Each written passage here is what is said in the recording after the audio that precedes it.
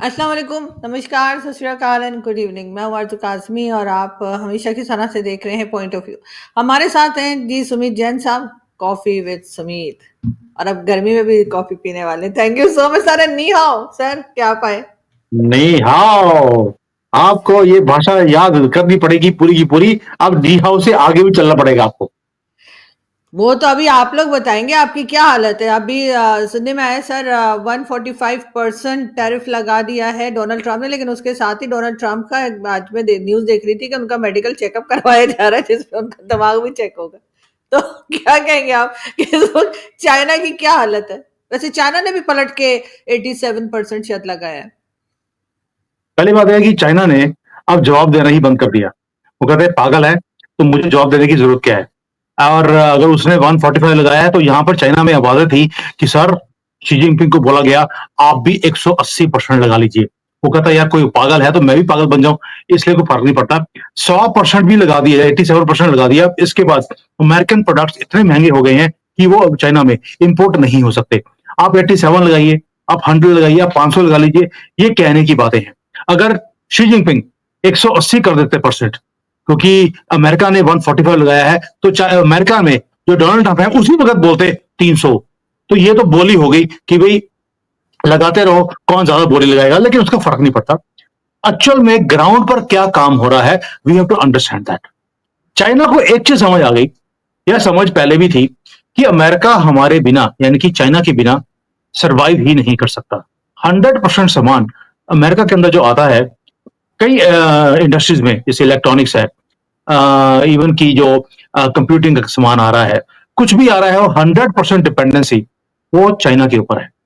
अगर वो इसके ऊपर 145% टैक्स लगाएगा तो नुकसान पब्लिक का होगा, अमेरिकन पब्लिक का। उन्हें हर चीज महंगी मिलेगी। और आपको मालूम है डेमोक्रेसी के अंदर थोड़ी सी प्राइसेस बढ़ती हैं तो कई प्रधानमंत्री तो जेल में चले जाते हैं, बोलते बोलते घबराना नहीं है।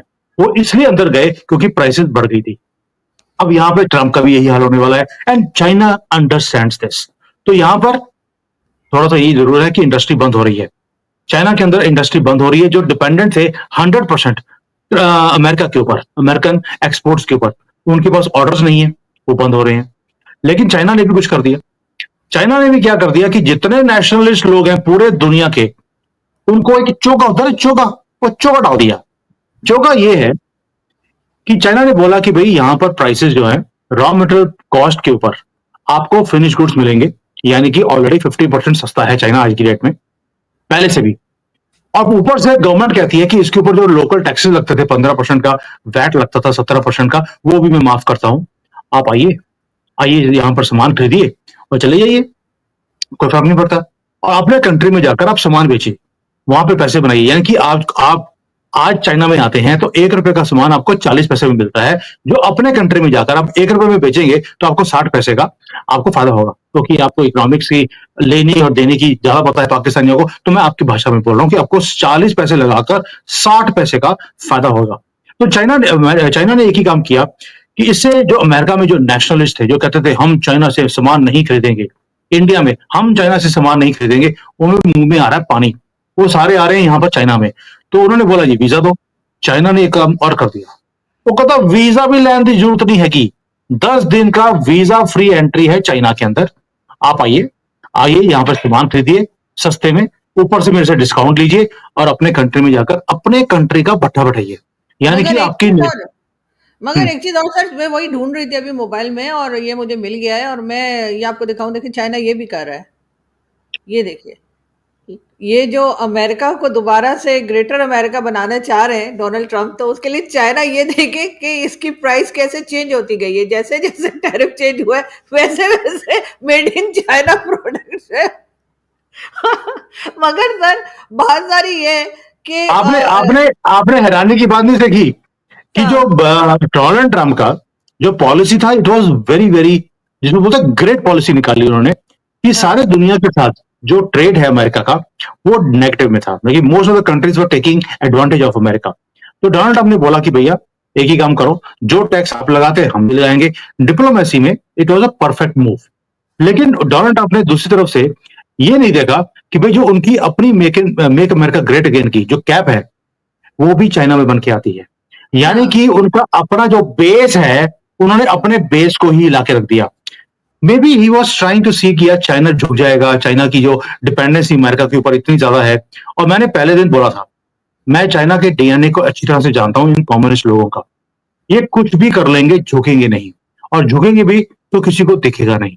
तो बैक बैक हो सकता है कि बैकड्रॉप में जाकर ये झुक रहे हों, बातचीत चल रही हो, डिप्लोमेसी चल रही हो, लेकिन फेस के ऊपर ये हमेशा लड़ते हुए दिखाई देंगे आपको। Either they are in war और they are preparing for a war.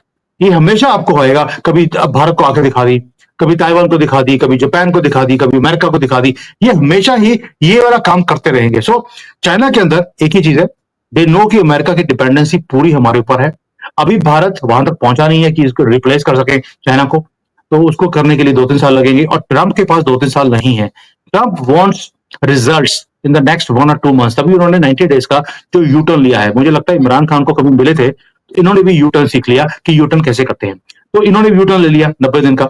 ये 90 दिन के बाद मैं दोबारा देखूंगा कि क्या सिचुएशन है। तो चाइना के अंदर सिचुएशन अगर खराब है क्योंकि इंडस्ट्रीज बंद हो रही है, तो चाइना ने भी एक ऐसा काम कर दिया कि सारे नेशनलिस्ट जितने भी दुनिया के थे, उनको मुंह में पानी आ गया है, नेशनलिज्म गई भाड़ में। सभी आ रहे हैं चाइना में और यहाँ पे जो फॉरेनर्स दिखते नहीं थे, आज फॉरेनर्स भर भर के आ रहे हैं, फ्लैटें भर के आ रही हैं कि यहां से सामान खरीदा जाए। एंड शॉर्ट टर्म के लिए चाइना ने तो इस चीज को संभाल लिया, लेकिन क्या अमेरिका अगले 90 दिन के लिए संभाल सकेगा, ये देखने वाली बात है। सर वो तो खैर तमाम कंट्रीज जो हैं वहाँ पे जो है कहा यह जा रहा है कि उनकी स्टॉक एक्सचेंज सभी की मतलब खराब हो गई थी, सभी की गिर गई थी और था, लेकिन कुछ लोगों का ये कहना है कि अमेरिका ने खुद किया था इसलिए कि बहुत लोगों ने उस टाइम पर भी बिजनेस किया और अब जब दोबारा स्टॉक एक्सचेंज ठीक हुई तो जाहिर है उनके वो पैसे बढ़ गए। अब वो कहाँ तक ठीक है मालूम नहीं, लेकिन अमेरिका के जो प्रेसिडेंट है उन्होंने ईरान के बारे में भी स्टेटमेंट दिया। वो कहते हैं जी हम ईरान को खुशहाल देखना चाहते हैं, हम ईरान को अच्छे से चलते देखना चाहते हैं। क्या सैंक्शंस हटाने का मूड लग रहा है इनका? आज जी, अब उन्होंने बोल दिया कि मैं ईरान को खुशहाल देखना चाहता हूं। पहले तो हाल फिर खुशहाल, दोनों में बड़ा फर्क है। हाल पहले आपने ही खराब किया, अब उसको बोलते हैं कि तेरा हाल तो हमने खराब कर दिया। आपने मतलब कि पाकिस्तान की बात नहीं कर रहा हूं, आपको लगता है आप ही हैं, नहीं, मैं अमेरिका की बात कर रहा हूं कि अमेरिका ने ही इनका हाल खराब किया। और हाल खराब करने के बाद अब कहते हैं जी हम आपको खुशहाल देखना चाहते हैं। नहीं हो सकता। दूसरी तरफ से ईरान के भी अंदर एक कीड़ा है जो आपके अंदर भी है, वही वहां पर भी पाया जाता है। तो वहां पर भी यही है कि हमने इजराइल को खत्म करना है, हमने अमेरिका को खत्म करना है। तो इस लड़ाई में जब आप सामने वालों को ये बोलते रहेंगे हमेशा कि हमने आपको खत्म करना है, तो यार दूसरा बंदा भी कहीं ना कहीं तो जवाब देगा ना। तो अब ईरान का जो ये है कि हमने इजराइल को, अमेरिका को, सबको हमने खत्म करना है और हमने खलीफा बनना है पागलों का। तो ये पागलों का जो खलीफा है वो दुनिया इनको नहीं बनने देगी। इसलिए जो बार बार इनको बोला जाता है, अगर आपको खुशहाल रहना है तो बंदे के पुत्र बन जाओ, नहीं तो आपका जो हाल हमने खराब किया है इसको और खराब कर देंगे। तो ये अभी कोई सैंक्शन हटाने वाली बात नहीं है। सैंक्शन ईरान के ऊपर और लगने वाले हैं जब तक वो 3 H, एक मंजरी जी मेरे साथ आती हैं, उन्होंने बोला 3 H हैं जो ईरान को पागल बना के रखा है, हमास, हिजबुल्ला, हौतीस। ये तीनों H जब तक खत्म नहीं होते तब तक ईरान के ऊपर सैंक्शंस बढ़ते रहेंगे और अटैक भी होने के पूरे पूरे चांसेस हैं। और ये वही खमैनी है, आप ही का सुप्रीम लीडर, जो बोलता था कि मैं झुकूंगा नहीं, मैं बात नहीं करूंगा, अब बोल रहा है भाई बाप मेरे से बात कर लो, मेरे पर बम मत फेंक देना।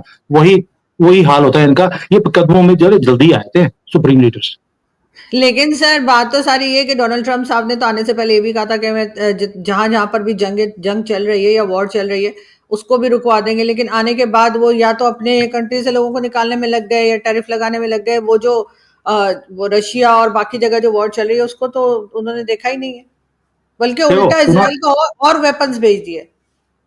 उन्होंने एक ही बात बोली थी कि मैं सब जगह पर युद्ध रुकवा दूंगा। पहले तो उनके अपने कंट्री में युद्ध था, जो ये इलीगल्स आए थे कॉकरोचों की तरह, वो उन्होंने आके वहां पे गन डाला हुआ था। पहले तो उनको पकड़ के बाहर निकाला, तो ही इज नाउ, जिसको बोलते हैं कि युद्ध वहां पर रुकवा दिया। जो बॉर्डर से इलीगली लोग हजारों की तादाद में हर रोज वहां पर एंटर कर रहे थे अमेरिका में, रुक गया है। नो बडी इज एंटरिंग, उल्टा वापस जाने लगे हैं। मैंने अभी अभी एक रिपोर्ट देखा था कि मोर देन 20,000 इंडियंस जो इलीगली वहां पर रह रहे थे ऑलरेडी सेल्फ डिपोर्ट कर वो भारत आ चुके हैं। बाकी भी बस टिकट खरीदनी है और वापस आना है। तो एक काम तो ये शुरू हो गया। युद्ध उन्होंने जो कहा था कि मैं अपने कंट्री में जो युद्ध हो रहा है उसे रुकाऊंगा, he is already doing it. बाकी कंट्रीज के लोग भी वापस जा रहे हैं। कुछ बेशर्म कंट्रीज हैं, उनके लोग वापस नहीं जा रहे, कहते जब तक धक्के मार के अपनी प्लेन में बिठा के हमें वापस नहीं भेजोगे तब तक हम नहीं जाएंगे, क्योंकि इज्जत तो हमारे पास है नहीं। तो जिसके पास इज्जत थी अपने भी आगे वापस। और जो as far as Ukraine Russia is concern, उन्होंने अपनी तरफ से पूरी कोशिश करी कि युद्ध रुक जाए, लेकिन अगर यूक्रेन इंटरेस्टेड ही नहीं है कि युद्ध रोका जाए तो उस पर डोनाल्ड ट्रंप कुछ कर नहीं सकते। The proposals he has given both the parties have to understand. कभी आप इमेजिन कर सकते हैं कि अमेरिका और रशिया दोनों इकट्ठे बैठकर आपकी लैंग्वेज में सेम पेज पर बैठकर वो बातें कर रहे हैं। आज ट्रेड की बातें हो रही हैं, इन्वेस्टमेंट्स की बातें हो रही हैं एक दूसरे कंट्री के साथ। ये कभी आज तक हमने सुना ही नहीं है। हमेशा जो रशिया है उसको एक दुश्मन कंट्री की तरह देखा गया। आज सारी दुश्मनी एक साइड पर, दोनों इन्वेस्टमेंट्स और ट्रेड, इवन की यहां तक कि एक दूसरे से मीटिंग करने की, डिप्लोमेटिक टाइज दोबारा से शुरू करने की बातें कर रहे हैं, इवन की डायरेक्ट फ्लाइट्स की बातें कर रहे हैं। तो डोनाल्ड ट्रंप ने जो करना था वो कर दिया, बट अगर सामने वाला माने ही नहीं, जैसे कहते हैं ना, भारतीयों से पूछो, कई पूंछे कुत्ते की होती हैं, सीधी नहीं हो सकती। जेलेंस्की मुझे लगता है उसी एक जानवर का नाम है, इसीलिए पाकिस्तान सपोर्ट करता है उसको। नहीं, खैर पाकिस्तान पता नहीं सपोर्ट करता है या नहीं करता, लेकिन ये ज़रूर है कि अमेरिका को भी इस वक्त टफ टाइम मिल रहा है, इसलिए कि हर कंट्री पहले जैसे उससे दब नहीं रही है। यानी ईरान भी आंखें दिखा रहा है, अफगानिस्तान भी हथियार वापस नहीं दे रहा है। तो कहीं ना कहीं इस वक्त अमेरिकन प्रेसिडेंट जो है वो ये भी सोच रहे होंगे कि वो अपनी जो एक हुआ करती थी, उनकी पावर हुआ करती थी, उसको कैसे वापस लाएं। आपको लगता है ऐसा है? देखिए, पहली बात है कि अमेरिका हमेशा ही पावरफुल था। हाँ, उनकी पावर पहले से थोड़ी सी कम हुई है, but militarily they are still the strongest country. Economically also they are one of the largest economies, और वो डिक्टेट करते हैं अपने टर्म्स को। देखिए, हमेशा दो चीजें होती हैं, या आपके पास ताकत होनी चाहिए या आपके पास पैसा होना चाहिए। अमेरिका के पास दोनों है, और ये क्वेश्चन पूछ रहा है कोई पाकिस्तानी जिसके पास ना ताकत है ना पैसा है, तो इसलिए थोड़ा अजीब लगता है। बट मैं आपके इंफॉर्मेशन के लिए बता दूं, सर ताकत भी है और पैसा भी दूसरे से लिया बहुत है, बेफिक्र हो जाए सर आप हमें। ताकत भी दूसरे की दी हुई है, वो भी चाइना की, जिसकी चलता कुछ नहीं है। तो इसलिए जो अमेरिका है उसकी दादागिरी कम नहीं हो सकती। हाँ, वो इस वक्त अपनी जो दबदबा था पूरी दुनिया में, उसे बचाने के लिए वो लगे हुए हैं। एंड देन एनी कंट्री जो कि इस लेवल पे पहुंचेगी वो हमेशा ये काम करेगी भी। और डोनाल्ड ट्रंप कोई अजीब सा काम नहीं कर रहा है, जस्ट सेइंग कि मुझे अपनी कंट्री को ग्रेट बनाना है। क्या मोदी जी ये काम नहीं कर रहे? ये भी कर रहे हैं, पुतिन भी कर रहे हैं, शी जिनपिंग कर रहे हैं। हर एक कंट्री का जो एक्चुअल लीडर होगा वो अपने कंट्री को ग्रेट बनाने की ही बात करेगा। अब आप समझ सकती हैं एक्चुअल लीडर का मतलब क्या होता है। बिल्कुल ऐसे ही सर, एक्चुअल लीडर का मतलब हमें नहीं पता होगा तो किसे पता होगा, हमारे यहाँ सारे वही बैठे हुए हैं। लेकिन अगर हम डोनाल्ड ट्रंप साहब की अफगानिस्तान पॉलिसी को देखें तो आपको नहीं लगता कि उन्हें हथियार छोड़ के नहीं जाना चाहिए था? पाकिस्तान बार बार कह रहे हैं कि वो हथियार हमारे खिलाफ इस्तेमाल हो रहे हैं, वो मांग भी रहे अमेरिकन अब, लेकिन जाते वक्त छोड़कर ही क्यों गए? वो पॉलिसी इनकी मेरी समझ में आज तक नहीं आई। आरजू जी, आज आपको आज नहीं समझ आ रही, लेकिन जब 15 अगस्त को वो सारे हथियार छोड़ के गए थे, आप ही सभी वहां पर भगड़े डाल रहे थे कि लो जी, मिल गए फ्री में हथियार, अब हम हाँ। कश्मीर पे यही हथियार हम यूज करेंगे, और अफगानी हमें कश्मीर लाके देंगे, उसके बाद यूपी लाके देंगे, उसके बाद क्या क्या लाके देंगे। आज आपको अपनी कंट्री बचानी मुश्किल हो गई है उन्हीं हथियारों के कारण, और आज आपको लग रहा है कि ये गलत छोड़ के गए। देखिए, ये जो मेंढक होते हैं ना, बरसाती वाले, वो वाला काम पाकिस्तानी करते हैं।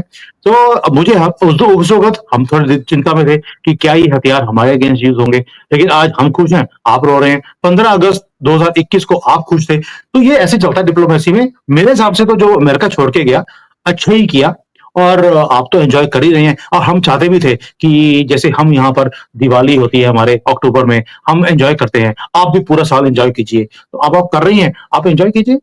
तालिबान वाले सर आपके साथ एक दिवाली खेल रहे हैं। सर एक चीज जो इस वक्त भारत ने बहुत अच्छी की है, मैं जरूर अप्रिशिएट करूंगी कि तहव्वुर हुसैन राणा जो 26/11 में इन्वॉल्व था, उसको लेकर अमेरिका से भारत पहुंचाया गया है। क्या अब जो मोदी जी की पॉलिसी है वो उसी तरीके से रहेगी? क्या बाकी जिसके ऊपर इल्जाम है या एलिगेशंस है, चाहे वो हाफिज सईद हो या कोई, क्या उसको अब भारत ले पाएगा? देखिए, पहली बात है कि ये जो राणा है इसको ले आए हैं, बहुत लंबी लड़ाई थी, and hats off to Modi ji जो ये कर सके। बाकी जो एग्जैक्टली। जानवर हैं, बाकी जानवरों को हमें लेके आने की जरूरत नहीं है, उन्हें जहां पहुंचाना है वहीं पे पहुंचा देंगे। मोदी जी का बड़ा क्लियर है, मुझे अपने कंट्री में गंद नहीं चाहिए, क्योंकि ये अमेरिका में बैठा हुआ था, तो इसे लेके आना ज़रूरी था ताकि यहाँ पर ट्रायल किया जाए। बाकियों को हमें लेके आने की ज़रूरत नहीं है, वो जिस गंदी धरती पे बैठे हैं, वहीं पर उनका खून जाएगा। हम अपने कंट्री में उनका खून यहाँ पर डलवाना भी नहीं चाहते। तो you understand what I am saying? वो आप रखिए, आपने रखा हुआ है, आप उन्हीं को रखिए, पालिए, पड़ोसिए, वहीं पर उनका 1 2 3 हो जाएगा। वैसे भी हाफ़िज़ सईद का जो भी आस-पास, ऊपर और नीचे भी जो थे, वो सारे ऑलरेडी ऊपर पहुँच चुके हैं। ये भी चले जाएगा।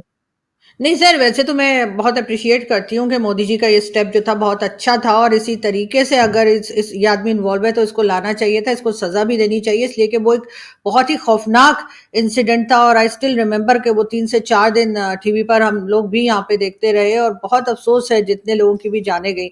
लेकिन सर, पाकिस्तान की फ़ॉरेन ऑफ़िस ने पल्ला झाड़ लिया। वो कहता है कि जी ये तो 20 साल से बाहर था, हमारा तो कोई लेना-देना नहीं। क्या आपको लगता है कि ये पाकिस्तान की ठीक पॉलिसी है ऐसा करना? या आपको लगता है नहीं हमें एक्सेप्ट करना चाहिए था कि पाकिस्तानी सिटीज़न था, पाकिस्तान आर्मी में डॉक्टर भी रह चुका? देखिए, पहली बात है आपका जो कमेंट था कि भारत ने बड़ा अच्छा किया इस टेररिस्ट को वापस ले आए। तो इससे 2 चीज़ें साबित हो गई हैं कि आप भी मानती हैं कि ये टेररिस्ट हुँ, था और दूसरा बिल्कुल। ये भी सबको मालूम है कि वो पाकिस्तान आर्मी में काम करता रहा है। तो एक हुँ, पाकिस्तान आर्मी का आदमी टेररिस्ट बन गया और उसके बाद उसने भारत में अटैक करवाया, मास्टरमाइंड था। तो वी अंडरस्टैंड कि पीछे तारे किसकी हैं। क्योंकि जो ऑपरेशन था, वो बिना किसी बड़ी ताकत के पीछे नहीं हो सकता। इट वाज़ वेल प्लान्ड एक अटैक और इसलिए अगर पाकिस्तान ये बोले कि सामने तो पता ही नहीं, तो कोई बात नहीं। अगर ऐसा है तो आज भी जो बलूचिस्तान में और टीटीपी जो कुछ कर रहा है, तो सानू भी कुछ पता नहीं। हुँ।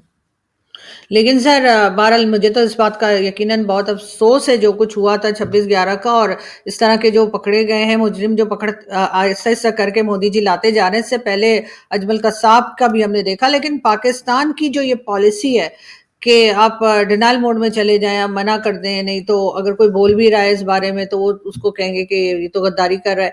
मतलब अगर हम अपनी गलती मानेंगे नहीं तो हम सही कैसे करेंगे? मेरे तो देखे ना बिल्कुल खाते ही जो है वो ब्लॉक आजम हमारे जी आजम जी आपकी मजबूरी भी है और आपकी आपकी पॉलिसी भी है। हुँ। यू टर्न करने की भी और सरेंडर करने की भी। आपने आज राणा के सामने भी सरेंडर कर दिया कि हमारा आदमी था ही नहीं, हमें पता ही नहीं, ये कौन है? देखिए, मुझे बार-बार याद दिलाने की ज़रूरत नहीं है कि आपकी आर्मी किस तरह से सरेंडर करती है। हमारे सामने भी और अपनी आपकी कंट्री में बीएलए, टीटीपी सबके सामने भी। But as far as their denial is concerned मजबूरी क्या है? मजबूरी ये है कि अगर एक्सेप्ट करते हैं कि yes we know him, yes ये पाकिस्तान आर्मी का आदमी था, तो इमीडिएटली आपको हो सकता है एफएटीएफ में दोबारा से डाला जाए। और इस बार जब एफएटीएफ में डाला जाएगा, तो वो ग्रे लिस्ट नहीं होगी, वो ब्लैक लिस्ट होगी और परमानेंटली ब्लैक लिस्ट होने वाली है। नहीं, तो नहीं दिस सर इज़ मान रहे हैं सर ये तो मान रहे हैं कि पाकिस्तानी सिटीज़न था लेकिन और आर्मी में भी था लेकिन कह रहे हैं कि ये 20 साल से बाहर था और इसके डॉक्यूमेंट्स जो हैं वो भी इसने रिन्यूअल के लिए नहीं दिए। तो ये आशु जी, इस तरह हमारी से जो फाइट है हमारी जो फाइट है पाकिस्तान के साथ, वो यही है कि इन्हीं के स्टेट स्पॉन्सर्ड जो एलिमेंट्स होते हैं, वो बाकी कंट्रीज़ में टेररिज्म करते हैं। अगर पाकिस्तान ये बोलता है कि यस हमने ट्रेन किया, हमारे से लेके बाहर गया, हमारी इंस्ट्रक्शंस पे काम किया, तो ऑफ कोर्स हमारे पास एक केस बन जाएगा आपके खिलाफ। आप सिर्फ उससे बचने के लिए ही बोलती हैं कि भई सानू तो पता नहीं। जो ये आपकी स्टेटमेंट है सानू तो पता नहीं, वो अपने आप को बचाने के लिए है। दूसरा, आपको एक अंदर जो कंट्री के अंदर जो 20-30 हज़ार आपने जिहादी पाल के रखे हैं, उनको भी एक मैसेज भेजना होता है कि कुछ भी हो जाए, हम आपके साथ खड़े भी हैं और नहीं भी खड़े। यानी कि you are doing this work for बल्ला, जिसके बल्ले के लिए आप 72 हुरों के पास जाने के लिए तैयार हैं, ये उस बल्ले के लिए आप ये सारे काम कर रहे हैं। तो पाकिस्तान आर्मी का स्टैंड बिल्कुल क्लियर है, जिहादियों को भी मैसेज भेजना है और इधर से एफएटीएफ को मैसेज भेजना है, सानू तो पता नहीं। तो दिस इज़ योर मजबूरी, यही क्योंकि आपके जो आर्मी का जो लोगो है उसमें भी जिहाद वर्ड लिखा गया है, आप समझ सकती हैं कि हमें कुछ प्रूव करने की ज़रूरत नहीं है, आपकी आर्मी का जो बल्ला है, वही प्रूव करता है कि आपकी मेंटालिटी क्या है। लेकिन मुझे लगता है कि एफएटीएफ जो है इन बातों में नहीं आएगा और वो यही कहेगा कि भई अपने बादाम खाया करो ताकि तुम लोगों की मेमोरी जो है वो सही हो। लेकिन ये ज़रूर है कि पाकिस्तान की को अपनी पॉलिसीज़ जो है आई फ़ील के वो देखने की ज़रूरत है, उसे ठीक करने की ज़रूरत है, तभी कुछ काम आगे बढ़ पाएगा यानी कि बाकी दुनिया के साथ ट्रेड वगैरह हो पाएगी। Thank you so much sir कि आपने आज जॉइन किया। Thank you, thank you. Thank you.